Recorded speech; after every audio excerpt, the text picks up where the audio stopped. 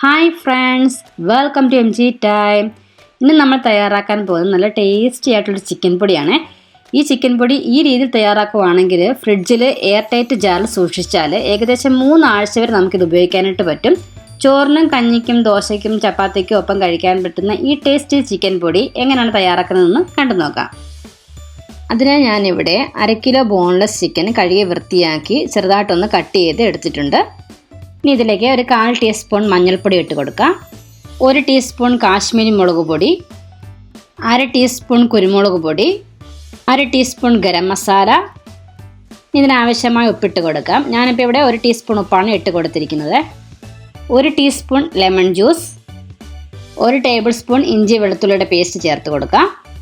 നന്നായിട്ട് എല്ലാം ഒന്ന് മിക്സ് ചെയ്ത് കൊടുക്കാം. ചിക്കനിലെ എല്ലാ ഭാഗത്തും നന്നായിട്ട് മസാല പിടിക്കുന്ന രീതിയിൽ ഒന്ന് മിക്സ് ചെയ്ത് എടുക്കാം. മസാലയൊക്കെ നന്നായിട്ട് മിക്സ് ചെയ്ത ശേഷം ഇനി നമുക്കിതൊരു 10 മിനിറ്റ് ഒന്ന് റെസ്റ്റ് ചെയ്യാനായിട്ട് വെക്കാം. ഇനി ഇതിന് വേണ്ട മസാല ഒന്ന് ചൂടാക്കി എടുക്കണം. അതിനായിട്ട് ചൂടായ ഒരു പാനിലേക്ക് 2 ടീസ്പൂൺ മല്ലിപ്പൊടി ഇട്ട് കൊടുക്കാം, 1 ടീസ്പൂൺ കാശ്മീരി മുളക് പൊടി, 1 ടീസ്പൂൺ ചെറിയ ജീരകത്തിൻ്റെ പൊടി, കൂടെ തന്നെ 1 ടീസ്പൂൺ പെരുംജീരകത്തിൻ്റെ പൊടി ചേർത്ത് കൊടുക്കാം, 1/2 ടീസ്പൂൺ ഗരം മസാല, 1/2 ടീസ്പൂൺ കുരുമുളക് പൊടി. ഇനി ഈ മസാല ലോ ഫ്ലെയിമിൽ വെച്ച് ഒന്ന് ചൂടാക്കി എടുക്കണം. ലോ ഫ്ലെയിമിൽ ഏകദേശം ഒരു 30 സെക്കൻഡ് മസാല ചൂടാക്കി എടുത്തിരുന്നാൽ മതി. മസാല ചൂടായിട്ട് വരുമ്പോൾ നല്ലൊരു സ്മെല്ല് വരും. ആ ഒരു സമയമാകുമ്പോൾ നമുക്കിതിലേക്ക് ഒരു 1/4 ടീസ്പൂൺ കായപ്പൊടി ചേർത്ത് കൊടുക്കാം. കായപ്പൊടി ചേർത്ത് കൊടുത്തു കഴിഞ്ഞാൽ പിന്നെ ഒരു 5-10 സെക്കൻഡ് മാത്രം ഇളക്കി കൊടുത്തിരുന്നാൽ മതി. അത് കഴിയുമ്പോൾ നമുക്ക് ഫ്ലെയിം ഓഫ് ചെയ്ത് കൊടുക്കാവുന്നതാണ്. ഇതിപ്പോൾ ആയിട്ടുണ്ട്. ഇനി ഇത് ഫ്ലെയിം ഓഫ് ചെയ്ത് നമുക്ക് തണുക്കാനായിട്ട് മാറ്റി വെക്കാം. ഇനി ചൂടായ ഒരു പാനിലേക്ക് നമുക്ക് ചിക്കനൊക്കെ ഒന്ന് ഫ്രൈ ചെയ്യാനുള്ള ഓയിലൊന്ന് ഒഴിച്ചു കൊടുക്കാം.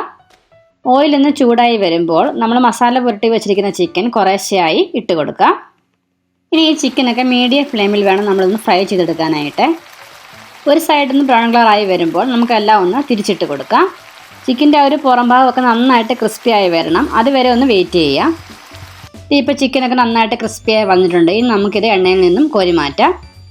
ചിക്കനൊക്കെ കോരി മാറ്റിയ ശേഷം അതേ എണ്ണയിലേക്ക് തന്നെ ഒരു മീഡിയം വലുപ്പമുള്ള സവാള വളരെ നൈസായിട്ട് സ്ലൈസ് ചെയ്ത് ഇട്ട് കൊടുക്കാം. കൂടെ തന്നെ ഒരു 10 ചെറിയ ഉള്ളി സ്ലൈസ് ചെയ്തും കൂടെ ഇട്ട് കൊടുക്കാം. ഈ സവാളയൊക്കെ ഒന്ന് ബ്രൗൺ കളറായി നന്നായിട്ടൊന്ന് ക്രിസ്പിയായി വരും. അതുവരെ ഒന്ന് വെയിറ്റ് ചെയ്യാം. ഇപ്പോൾ സവാളയൊക്കെ ഒന്ന് ക്രിസ്പിയായി വന്നിട്ടുണ്ട്. ഇനി നമുക്ക് ഇത് എണ്ണയിൽ നിന്നും കോരി വേറൊരു പാത്രത്തിലേക്ക് മാറ്റി കൊടുക്കാം. അതേ എണ്ണയിലേക്ക് തന്നെ ഒരു 15 വെളുത്തുള്ളിയുടെ അല്ലി നമുക്ക് തൊലി കളഞ്ഞത് ഇട്ട് കൊടുക്കാം. ഇനി വെളുത്തുള്ളിയൊക്കെ ഒന്ന് ഫ്രൈ ആയി ഒന്ന് ബ്രൗൺ കളറായി വരും. അതുവരെ ഒന്ന് വെയിറ്റ് ചെയ്യുക. ഇപ്പോൾ വെളുത്തുള്ളിയൊക്കെ നന്നായിട്ടൊന്ന് ഫ്രൈ ആയി വന്നിട്ടുണ്ട്. ഇനി നമുക്കിത് എണ്ണയിൽ നിന്നും കോരി മാറ്റാം. ഇനി ഞാനിപ്പോൾ ഇവിടെ ഇതിലേക്ക് ഒരു 8 കാശ്മീരി മുളകാണ് ഇട്ട് കൊടുക്കുന്നത്. നിങ്ങൾക്ക് കുറച്ചും കൂടെ എരിവ് വേണമെന്നുണ്ടെങ്കിൽ പകുതി എരിവുള്ള മുളകും പകുതി കാശ്മീരി മുളകും എടുക്കാവുന്നതാണ്.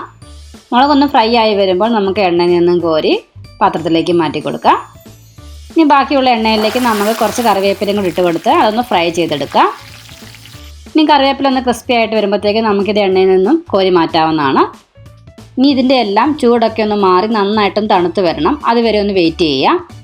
ഇനി എല്ലാം തണുത്തതിന് ശേഷം മിക്സിയുടെ ജാറിലേക്ക് ഫ്രൈ ചെയ്ത് വെച്ചിരിക്കുന്ന ചിക്കൻ ഇട്ട് കൊടുക്കാം. ഇനി ഈ ചിക്കനൊക്കെ ഒന്ന് ക്രഷ് ചെയ്തെടുക്കാം. ഒരുപാട് അങ്ങ് പൊടിക്കണ്ട. ഇതേപോലെ ഒന്ന് ക്രഷ് ചെയ്തെടുത്തിരുന്നാൽ മതി. ഇതേപോലെ ഒന്ന് ക്രഷ് ചെയ്തെടുത്ത് കഴിഞ്ഞാൽ ഇനി ഇതിലേക്ക് നമുക്ക് ഫ്രൈ ചെയ്ത് വെച്ചിരിക്കുന്ന സവാള ചേർത്ത് കൊടുക്കാം. കൂടെ തന്നെ ഫ്രൈ ചെയ്ത വെളുത്തുള്ളി കൂടി ഇട്ട് കൊടുക്കാം. ഫ്രൈ ചെയ്ത മുളക് ഇട്ട് കൊടുക്കാം. ക്രിസ്പി കറിവേപ്പില ഇട്ട് കൊടുക്കാം. ഇത് നന്നായിട്ട് പൊടിച്ചെടുക്കണം. പൊടിച്ചെടുക്കുന്ന സമയത്ത് ഇടയ്ക്കിടയ്ക്ക് നിർത്തി വേണം ഇത് പൊടിച്ചെടുക്കാനായിട്ട്. നന്നായിട്ട് പൊടിച്ചു കഴിഞ്ഞാൽ ഇനി ഇതിലേക്ക് നമ്മൾ നേരത്തെ റോസ്റ്റ് ചെയ്ത് വെച്ചിരിക്കുന്ന മസാലപ്പൊടി ചേർത്ത് കൊടുക്കാം. കൂടെ തന്നെ 1 ടീസ്പൂൺ ഉപ്പും കൂടി ഇട്ട് കൊടുക്കാം. ഇനി ഉപ്പും മസാലയൊക്കെ നന്നായിട്ടൊന്ന് മിക്സ് ആകുന്നത് വരെ ഒന്ന് അടിച്ചെടുക്കണം. ഇത് അങ്ങനെ നല്ല ടേസ്റ്റി ആയിട്ടുള്ള ചിക്കൻ പൊടി ഇവിടെ റെഡി ആയിട്ടുണ്ട്. വീഡിയോ ഇഷ്ടമായെങ്കിൽ ലൈക്ക് ചെയ്യാനും ഷെയർ ചെയ്യാനും മറക്കരുത്. ഈ രീതിയിൽ തയ്യാറാക്കിയാൽ ഫ്രിഡ്ജിൽ ഒരു എയർ ടൈറ്റ് ജാറിൽ സൂക്ഷിച്ച് ഏകദേശം 3 ആഴ്ച വരെ നമുക്കിത് ഉപയോഗിക്കാം. തിരക്കുള്ള ദിവസങ്ങളിൽ ചോറിനും ചപ്പാത്തിക്കും ദോശയ്ക്കും ഒപ്പം കഴിക്കാൻ പറ്റുന്ന നല്ല ടേസ്റ്റി ആയിട്ടുള്ള ഒരു കിടിലൻ സൈഡ് ഡിഷാണ് ഈ ഒരു ചിക്കൻ പൊടി. ഇതിനു മുമ്പ് നിങ്ങൾ ഇതേപോലെ തയ്യാറാക്കി നോക്കിയിട്ടുണ്ടെങ്കിൽ ഒന്ന് കമൻറ്റ് ചെയ്യണേ. കൂടാതെ വീഡിയോ ഇഷ്ടമായെങ്കിൽ ഒരു തവണയെങ്കിലും ഒന്ന് ട്രൈ ചെയ്ത് നോക്കണേ. ട്രൈ ചെയ്ത് നോക്കിയിട്ട് ഫീഡ്ബാക്ക് അറിയിക്കാനായിട്ട് മറക്കരുത്. ഇതേപോലെയുള്ള റെസിപ്പികൾക്കായി ചാനൽ മറക്കാതെ ഒന്ന് സബ്സ്ക്രൈബ് ചെയ്തേക്കണേ.